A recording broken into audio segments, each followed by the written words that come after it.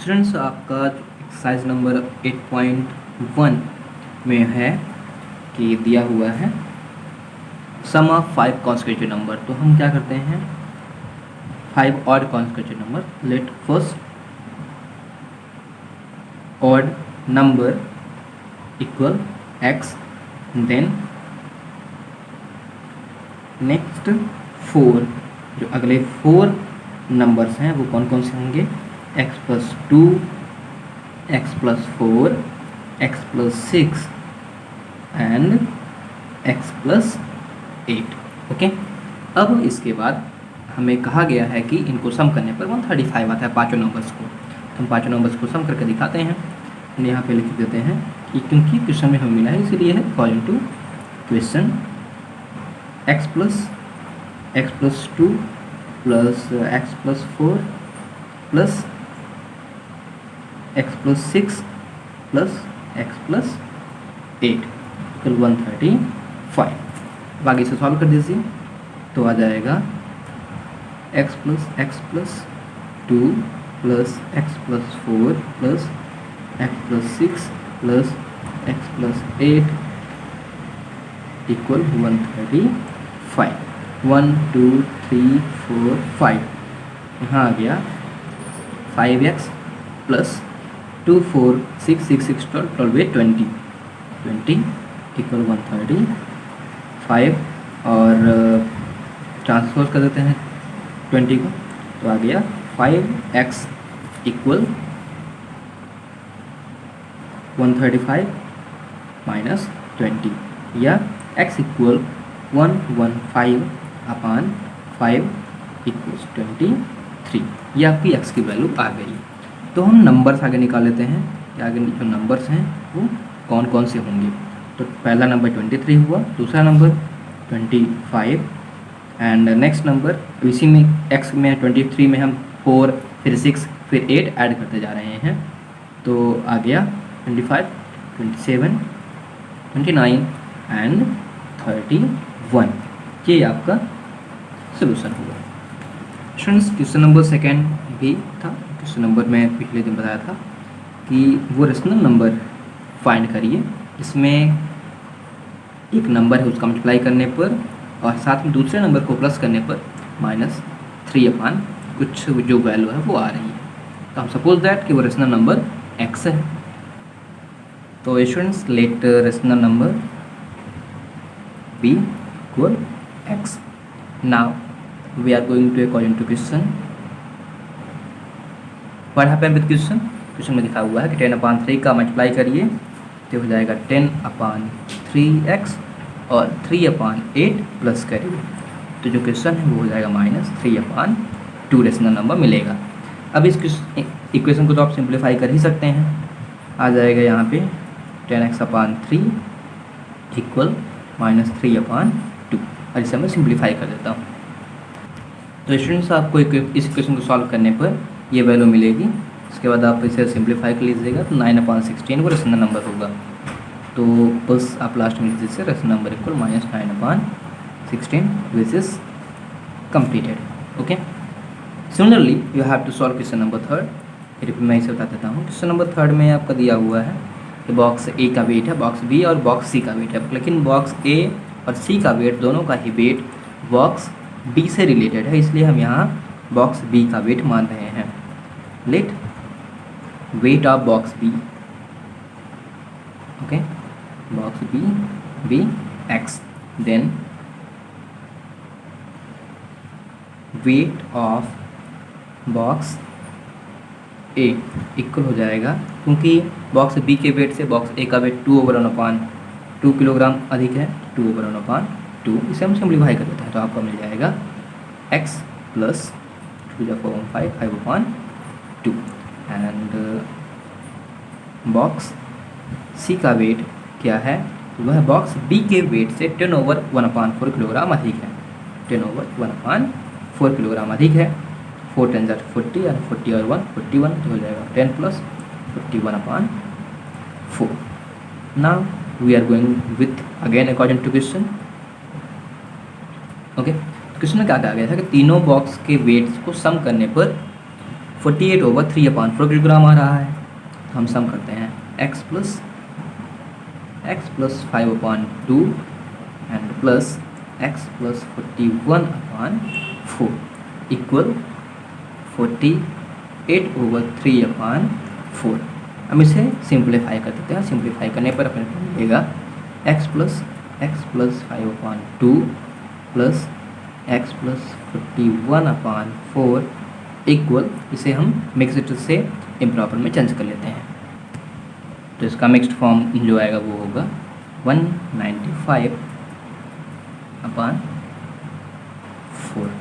Okay students, तो यहाँ हम अब इसे प्लस कर लेते हैं। 3x प्लस 10 प्लस 41/4 195/4, और इसे आगे कंप्लीट करने के बाद हम ट्रांसपोज कर देते हैं 51/4 को, और यहाँ आ जाएगा 3x इक्वल 95 माइनस 51/4 और x इक्वल 144/12। x की वैल्यू 12 आ गई। ओके, और कंप्लीट करते हैं। स्टूडेंट्स, आपको इस क्वेश्चन में प्रॉफिट ये है कि केवल आपसे बॉक्स ए का वेट पूछा गया है, तो बॉक्स बी का आने के बाद बॉक्स ए का निकाल लीजिए। तो 24 और 5 आ जाएगा 29/2 किलोग्राम। ओके, एंड जब इसे हम फिनिश करेंगे तो कंप्लीट होके ये आ जाएगा 2 से जब इसे डिवाइड करेंगे तो 14/1/2 किलोग्राम, एंड ये होगा बॉक्स ए का वेट। ओके स्टूडेंट्स, अगला क्वेश्चन है कि 3 कॉन्स्टिट्यूटिव नंबर्स हमें लेने हैं, उनको असेंडिंग ऑर्डर में करते हुए 2, 3 और 4 का मल्टीप्लाई करना है, और सबको सम करने पर 74 आएगा। तो वो नंबर्स क्या होंगे? Suppose that let 3 consecutive numbers are x plus 1 and x plus 2। ये 3 consecutive numbers हो गए। अब क्वेश्चन के अकॉर्डिंग हमें क्या करना है? अकॉर्डिंग टू क्वेश्चन, पहले में 2 का मल्टीप्लाई, ये हो गया 2x, दूसरे में 3 का मल्टीप्लाई 3 × x प्लस, दूसरे में 3 का मल्टीप्लाई, दूसरे में हम 3 का मल्टीप्लाई कर दिए, और तीसरे में 4 का मल्टीप्लाई करें, हमने 4 का मल्टीप्लाई कर दिया, और सबको सम करने पर 74 आ रहा है, तो हमने ऐसा कर दिया। उसके बाद हमने सबको सिंप्लीफाई कर दिया, ये सब आता गया। इसके बाद 2, 3, 5, 5, 4, 9, 9x आ गया, 8, 3, 11, तो यहाँ 11 आ जाएगा। ओके, एंड 11 को हम ट्रांसपोज कर देते हैं, तो यहाँ पर 74 में जब हम 11 माइनस करेंगे तो आ जाएगा 63। Okay, equal 9x। हम 9 को भी ट्रांसपोज कर देते हैं, तो अपने को मिल जाएगा x इक्वल 63/9, या 9 7 या 63।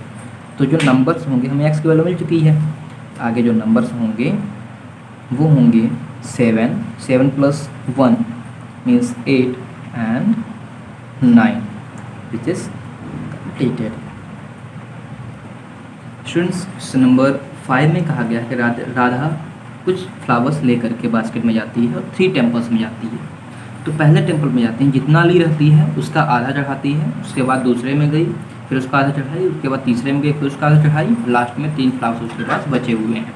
देखिए इसे सॉल्व करते हैं। हमने शुरू मान लिया कि वह x फ्लावर्स लेके गई थी। लेट नंबर ऑफ फ्लावर्स कितने थे? B x। Okay, so see offer in first temple equal 1/2 of total, या x/2। ओके, वो पहले टेम्पल में x/2 चढ़ा देती है। तो जो बचे हुए हैं, अब बचे कितने? Left flowers equal total x थे, तो x में हम x-2 को माइनस कर देते हैं, x/2, तो आ जाएगा x/2। मीन्स जो दूसरे टेम्पल में जो जाएगी, दूसरे टेम्पल में जाने के बाद उसके पास जब जाएगी तो x/2 फ्लावर्स रहेंगे। अब क्या करती है वो? She offer in second temple. Okay, वो सेकेंड टेम्पल में जब ऑफर करती है तो वो जो बचा हुआ फ्लावर है उसका आधा करती है, मीन्स 1/2 ऑफ x/2। ओके, तो ये आ जाएगा 1/4x या x/4। ठीक, अब हम इसे क्या करेंगे, सेकंड टेबल में ये x/4 चढ़ा दी और बचा टोटल कितना था फ्लावर उसके पास, x/2। अब सेकंड टेबल के बाद उसके पास जो बचा हुआ फ्लावर है वो कितना है, लेफ्ट फ्लावर्स कितने हैं, x/2 पहले था और x/4 अब चढ़ा चुकी है, तो बचा कितना, सिंपलीफाई करते हैं, अपान में 4 एलसीएम आया और ये हुआ 2x minus x equal x/4। Okay, दूसरे टेम्पल में चढ़ाने के बाद उसके बाद अब बचा हुआ फ्लावर है x/4। अब जाती है तीसरे टेम्पल में, तीसरे टेम्पल में भी यही करती है, she offer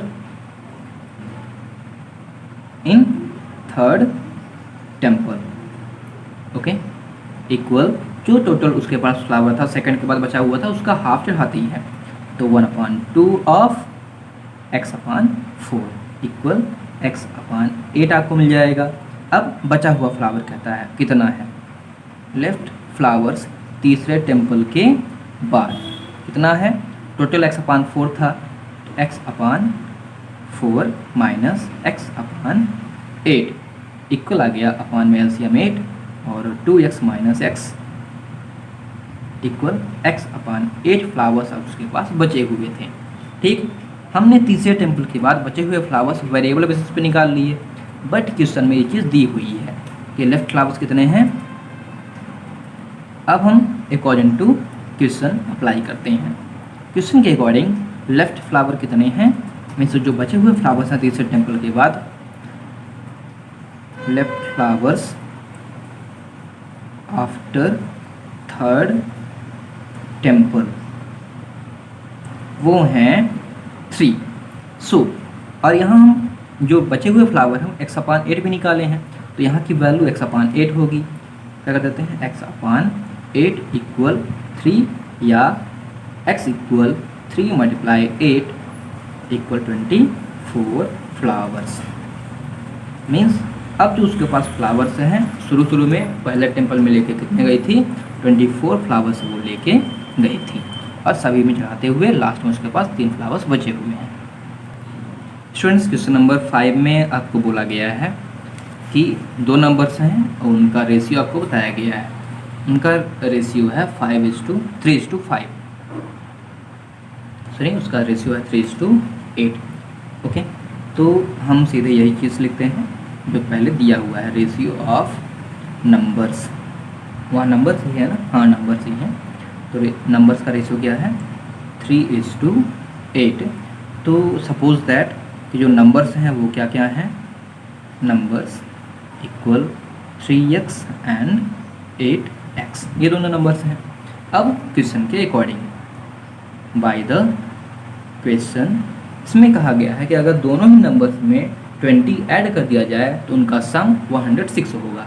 means 3x plus 20 ये पहला नंबर का सम हो गया और दूसरे नंबर में 8x प्लस 20 तो ये आ जाएगा 106। और इसे आप सिंप्लीफाई कर दीजिए, 3x plus 20 plus 8x plus 20 equal 106, या इसे हम करते हैं तो 8 और 3 को सम करने पर 11x आएगा प्लस 40 इक्वल 106, या आगे कंप्लीट करने पर हमें मिलेगा 11x इक्वल 106 में जब हम 40 माइनस करेंगे क्योंकि 40 ट्रांसपोज होगा, तो 40 ट्रांसपोज होने के बाद जब हम माइनस करेंगे तो आएगा 66।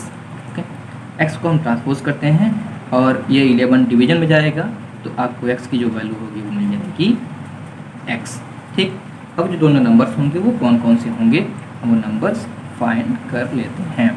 नंबर्स इक्वल फर्स्ट है 3x, 3x equal 3 multiply 6 equal 18, and जो सेकंड नंबर है वो है 8x means 3 multiply 8 multiply 6 equal 48, और ये भी दोनों नंबर्स रहे और आपके सोल्यूशन भी कंप्लीट हो गया। कितने सिंपल सोल्यूशन है। क्वेश्चन नंबर 7 है, इसमें बताया गया है कि सालनी की माँ सालनी की दादी से 26 साल छोटी हैं और सालनी से 29 साल बड़ी हैं। तो यहाँ पर हमें सालनी की मॉम की एज सपोज करना ज़्यादा बेटर रहेगा। Let सालनीज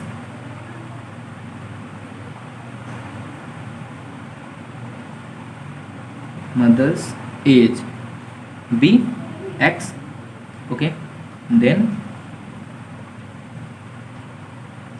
her grandmother's age equal कितनी होगी x माइनस 26, क्योंकि वो अपने दादी से, उसकी दादी से उसकी माँ 26 साल बड़ी है। एंड उसकी एज, हर एज इक्वल x प्लस 29, सालने की एज, सॉरी x माइनस 29, यहाँ पे प्लस होगा और यहाँ माइनस होगा, x माइनस 29, ओके। क्योंकि सालने की दादी से सालने की माँ छोटी है तो हमें प्लस करना पड़ेगा सालने की दादी की एज निकालने के लिए, एंड सालने की एज निकालने के लिए उसकी माँ की एज में माइनस करना होगा। नाउ अकॉर्डिंग टू क्वेश्चन में कहा गया है कि तीनों की एज को सम करने पर 135 आ रहा है।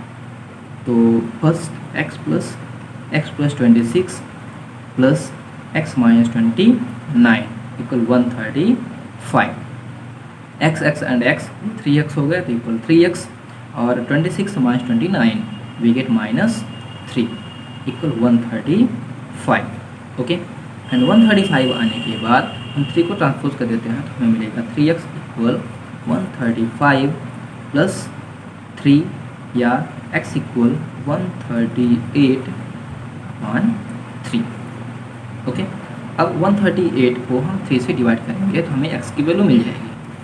हम डिवाइड करते हैं तो हमें डिवाइड करने के बाद x की जो वैल्यू मिलेगी वो होगी 3 4 12 एंड 1 बचा 3 6 3 4 12 एंड 3 6 18, ओके। तो उसके माँ की एज कितनी होगी, mom's age equal 46 year, grand mom's age equal 46 plus 26 equal 6 6 12, यहाँ आ गया 4 to 6 में 72 ईयर, ओके। यस, ये वाई नहीं, ये ईयर है। एंड सालनी एज, सालनी की एज है वो है, सालनी की एज से 29 कम तो माइनस 29 माइनस कर देंगे तो आ जाएगा 17 ईयर। क्वेश्चन नंबर 8 है। क्वेश्चन नंबर 8 में लिखा हुआ है कि निधि has 3 times as many rupees 2 coins and she has 5 coins, okay.